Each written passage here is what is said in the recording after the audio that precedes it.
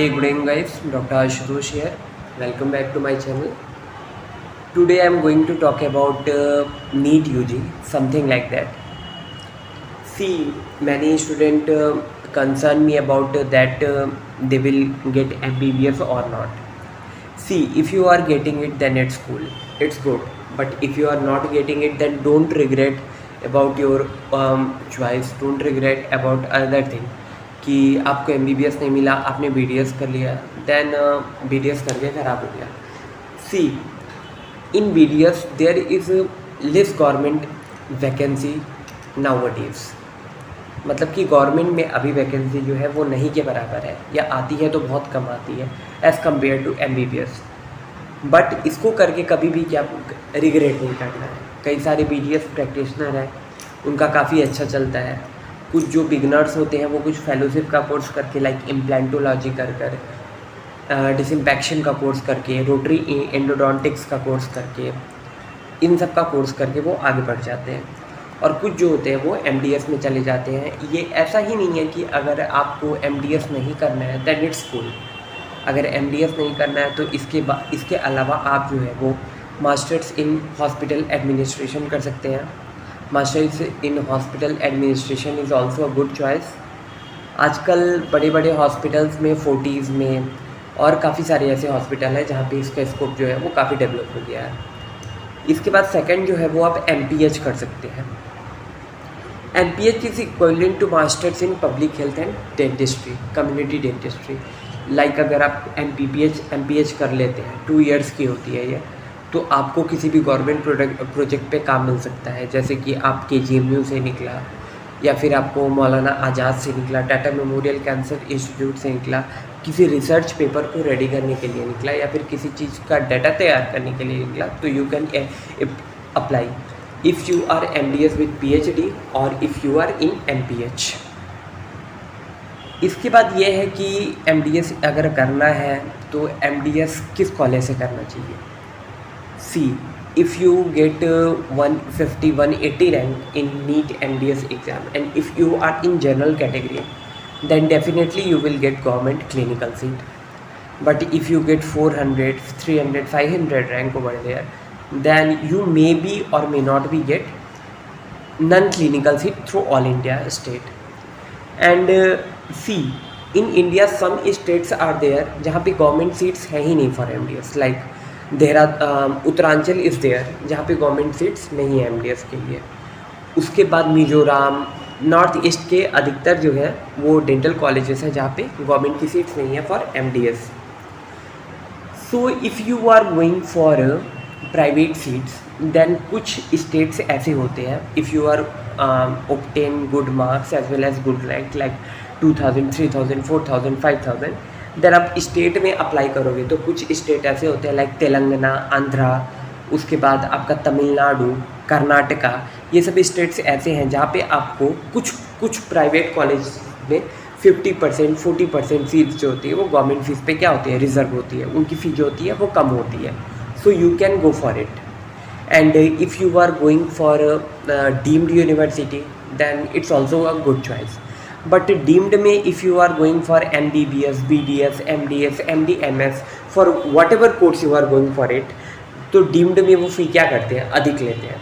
Like DY Patil, उसका तो 18 लाख तक चला जाता है पर ईयर MDS का fee in oral surgery, orthodontics as well as endodontics. उनकी जो सबसे लोवेस्ट सीट होती है वो होती है आपकी कम्युनिटी डेंटिस्ट्री की, वो भी आपकी 9 लाख में बिकती है, जाती है.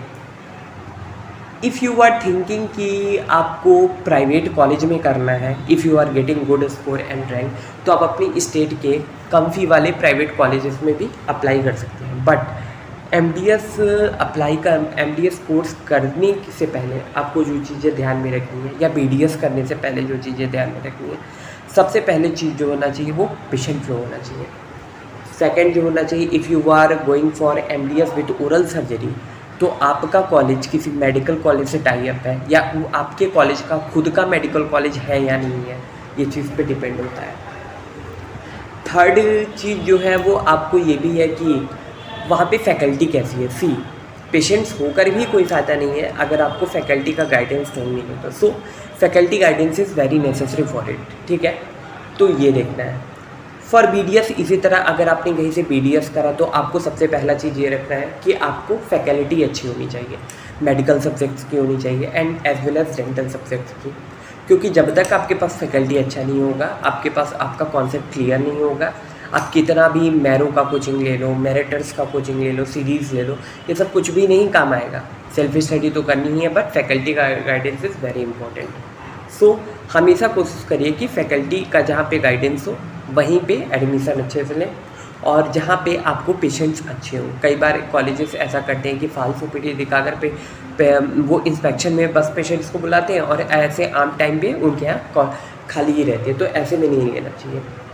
सेकेंड थिंग ये है, if you are going for MDS, तो अगर आप प्राइवेट से कर रहे हैं, like if you are going for Bapuji dental college और SDM धारवाड़ और अदर कॉलेज, सो आपको कम्प्लीटली एजुकेशन लोन पे डिपेंडेंट नहीं रहना है। If you are going for, आपने सपोज़ करिए 30 लाख 40 लाख एजुकेशन लोन उठा लिया और आप MDS करके निकल रहे हो तुरंत, तो आपकी तुरंत उतनी कमाई नहीं होने लगेगी निकलते ही कि आप किस्त उसका भर पाओ। मान लीजिए 30 लाख 40 लाख आपने कराया और आपका जो लोन का प्रीमियम आएगा वो 30,000 40,000 50,000 आया पर मंथ, तो आपको शुरू में भरने में डिफ़िकल्टी हो सकती है। सो हमेशा ऐसा नहीं है कि दूसरे की बात पे चले जाना है कि नहीं उसने ये बोला है मुझे MBBS करना है, उसने बोला मुझे BDS करना है। आपको हमेशा अपना इकोनॉमिकल स्टेटस देखकर कॉलेज को सेलेक्ट करना चाहिए, ये भी बहुत बड़ा फैक्टर होता है। इसके बाद जो फैक्टर इम्पॉर्टेंट है आपको कि लोकेशन कैसा है उसका, कॉलेज की रैंकिंग कैसी है। कुछ कॉलेजेस हैं जो NAC A में आते हैं, लाइक तीर्थंकर हो गया। उसके बाद आपको कर्नाटका में बहुत सारे कॉलेज हैं जो NAC A में आते हैं, सो आपको उन सब कॉलेज को प्रेफर करना चाहिए। बाकी चीज़ें जो आपकी है कि लोग बोलते हैं कि MDS आप एंडो से करो, OS से करो, ऑर्थो से करो तो ही बेनिफिशियल है। पढ़ना आपको है, उनको नहीं पढ़ना है। Choice is completely yours. BDS करने की भी चॉइस योर्स, अगर आप उसमें अच्छा कर सकते हो। बहुत सारे लोग होते हैं वो MBBS करके भी अच्छा नहीं कर पाते हैं, बहुत सारे लोग होते हैं वो BDS करके, MDS करके या प्लेन BDS करके भी बहुत अच्छा कर लेते हैं लाइफ में। सो ऐसा नहीं है कि ओरल पैथ है, OMDR है, प्रोस्थोडोंटिक्स है या फिर आपका पेरियोडोंटिक्स पीडोडोंटिक्स इज़ बैड। अगर आपने ध्यान दिया, आपने पेशेंट्स किए, देन इट्स गुड, क्योंकि पीडो के भी पेशेंट्स हर जगह आते हैं। क्लिनिक में ऐसा नहीं है कि केवल ऑर्थो का पेशेंट आएगा या OS का पेशेंट आएगा, सारे पेशेंट्स आपके पास आएंगे। सो आज की वीडियो का मोटो मेनली यही था कि आपको कैसे कॉलेज सेलेक्ट करना है, नहीं करना है, कहाँ पे जाना है, कहाँ नहीं जाना है, आगे मैं आपको बताऊँगा।